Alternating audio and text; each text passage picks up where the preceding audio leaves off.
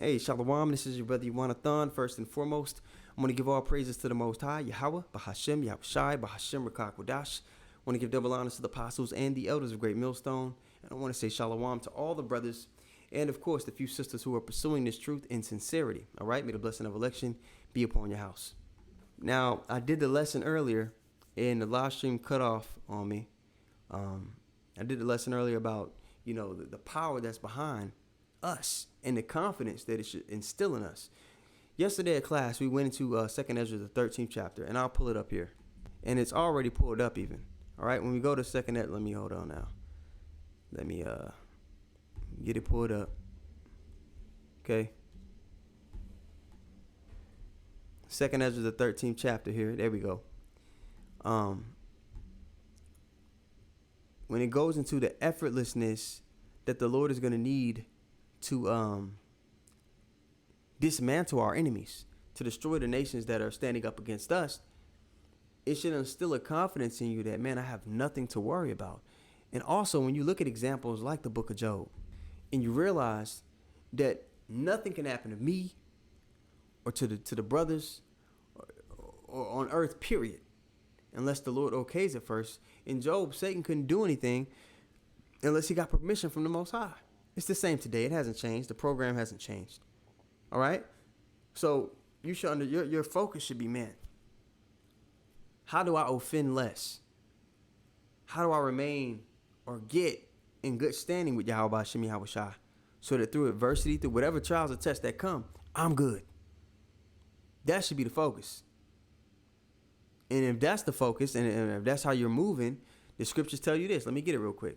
All right, this is 1 Maccabees 2 and 61. And I always like coming to this chapter because when you start at verse 50, it gives you all the examples, of the men of the Lord that stood stiffly for the things of Yahweh Hashem Yahushai through adversity, much how we're getting ready to go through, and how they came out as gold on the other side. The scriptures tell you that acceptable men are tried in the furnace of adversity. All right, men are tried as gold, okay, in the fire. Now, in 1 Maccabees 2 and 61, it says what? And thus consider ye throughout all ages that none that put their trust in him shall be overcome. And I'll actually go back to 50 really quick and just kind of read the prelude to this speech that was given. All right. It says, now therefore, my sons, be zealous for the law and give your lives for the covenant of your fathers. Call to remembrance what acts our fathers did in their time, so shall you receive great honor and an everlasting name. Okay, and then it goes into, was not Abraham found faithful in temptation, and it was imputed unto him for righteousness. So when it gives all these examples of all the different men of the Lord, examples unto us for our learning. And then in 61 it tells you, and thus consider ye throughout all ages that none that put their trust in him shall be overcome. So when you understand that, right, you stop really focusing on the outside circumstances. Now, of course, we're watching the signs of the times, but you're not shaken up by what's going on around you. You're more focused on, am I pleasing my husband? All right, because the scriptures say that we're likened unto the Lord's husband, man. Okay, and a wife's job is to forward the will of her husband. Okay, you want to be gung ho and ecstatic and energetic about, the Lord's business. So if you're that and you're applying His ways to your life, bro, everything will fall into place. And you got to trust and believe that. And there's gonna be times where you feel low, or you're like, oh man. But you continue to read, you continue to walk in it, and you get through the storms. We're all going to be attacked in the mind, in the body, So it's a rite of passage for us. But this is how our faith is built up. This is how we're made strong in the spirit, by going through ups and downs. But what we must never lose is the confidence in the strength and the power and the dominion over all things that our Lord has. Knowing that allows you to walk with confidence, with faith, right? Now, I read it all the time, and I'm going to read it again, okay? 2nd Ezra 13 and 7, it says, but I would have seen the region or place whereout the hill was graven, and I could not. So Ezra was seeing his fathership, bursting into the scene in the middle of Armageddon, World War III, which is prophesied in the scriptures. All the nations are going to be gathered in the valley of Jehoshaphat Jehoshaphat, Yahweh pursuing the Joel the 3rd chapter, fighting one another. And the Lord's going to intervene in the midst of it. And they're going to stop fighting each other and turn to fight him. So Ezra's is seeing this, okay? And he couldn't even see the end of where the chariot ended. It was so huge. And in class yesterday, we went into the chariots. We went into how the nations were gravely afraid of the chariots, and they knew that they could do nothing against Israel unless they separated them from their power. Because, you know, when they would go on the battlefield against Israel and all those, the Canaanite nations, the chariot was there. And it wasn't a people that they could overcome when they had this otherworldly entity there fighting for them. Right? It was completely unfair. So that's why today you see what? This devil does everything in every facet of life that's contrary to the instructions we were given. That's why we can't even keep the law perfect here. Everything is against you, so you can't show that true love to the Lord. But the way we please the Lord in this time is through faith. That's why the Lord poses the question of when he returns, shall he find faith on the earth? So we rehearse the righteous acts to show our love for him. Here, like Judges 5:11 says, we rehearse the righteous acts in the land of our captivity, in the places of drawing water. All right. So, you know, we can't, you know, keep it 100% here off rip. But like we read in First Maccabees, the 2nd chapter, those that, you know, put their trust in him and walking in his ways, he's never forsaken them. Okay. Now, continues on verse 7, but I would have seen the region or place whereout the hill was graven, and I could not. And after this I beheld, lo, and all they which gathered to subdue him were sore afraid, and yet durst fight. The Lord's going to put the spirit on them to fight for theatrics. Verse 9, and to show, like he showed in Egypt, you know, his majesty. Now, why is verse 9 written like this? Let's ponder on why he wrote it this way. And lo, as he saw the violence of the multitude, and the priest Sha'ar, man, he went into this beautifully. He said, when you look at the word violence in the scriptures, it's usually attached to Esau, Edom. All right, the kingdom of heaven suffers violence from who? All right, who's the head of that council in Psalms 83rd chapter? All right, the man of violence. There was a man that was giving the blessing to rule by the sword. To rule by the sword is through violence. So, you know, here, the violent man in verse 9 is being put down. Verse 9 again from the top. And lo, as he saw the violence of the multitude that came, he neither lifted up his hand, nor held sword, nor any instrument of war.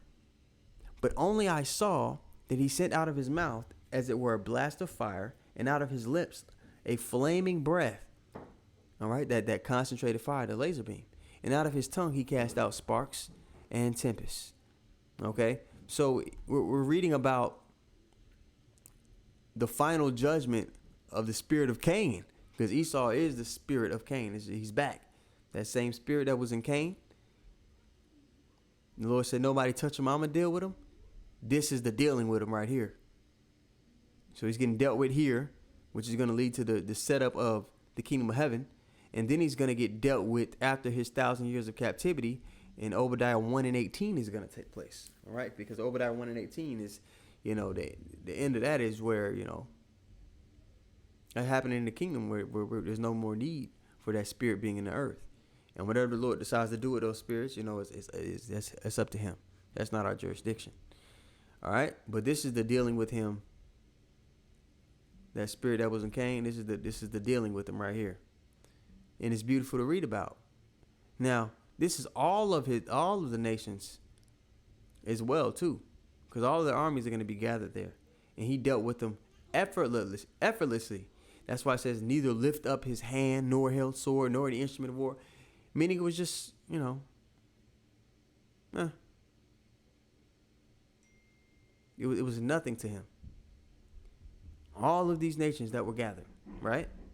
And when you understand, oh, damn, like the Lord, you know, this because us looking at, you know, Esau, for us to deliver ourselves out of it, it would be absolutely no way.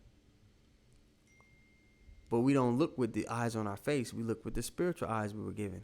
And when we see how the Lord's strength here, it's like, man, There's no way Big Bro could let us lose. The game is fixed. He controls both sides, right? The Lord creates good and evil. Now, in Joel, the 3rd chapter, if you want to go read it, but it links up with 2nd Ezra, the 13th chapter, because it talks about that judgment and the Lord pleading with all the nations in the valley of Yahweh-Shaphat. Okay? Verse 9, proclaim ye this among the Gentiles, prepare war, wake up the mighty men, let all the men of war draw near, let them come up. Beat your plowshares into swords and your pruning hooks into spears, let the weak say I'm strong. Because, even those smaller nations that, once wouldn't even bat an eye at America or think to, go into a major war with these powers, they have nuclear capability by being backed up by, Russia or, one of these major countries. Assemble yourselves and come, all ye heathen, gather yourselves round about, thither cause thy mighty ones to come down, O Lord. Let the heathen be wakened and come up to the valley of Yahweh-Shaphat. For there will I sit to judge all the heathen round about. Okay, and what's beautiful about verse 10, Joel 3 and 10, I believe in Micah, it's the reversal of it. All right, upon the establishment of the kingdoms, there's not going to be war anymore. The nations are going to learn war anymore when the children of Israel return to the land and the kingdom of heaven is established. The children of Israel, when they return to the land, that's going to be the establishing of the kingdom of heaven, which is a huge strike against the people that are in the land today. I love bringing that point up. Okay. Because since they went into the land, it's been nothing but war. In 1948, when the land was extorted and all those people were pushed out, they got bombed that same night. Look it up. Now, that's the point on that. I want to go just get a couple precepts showing that there's no power beside our Lord. There's no one else that we need to fear in any way, shape, form, or facet. So let's go to 2 Thessalonians, the 1st chapter here. Let me pull it up. Bear with me.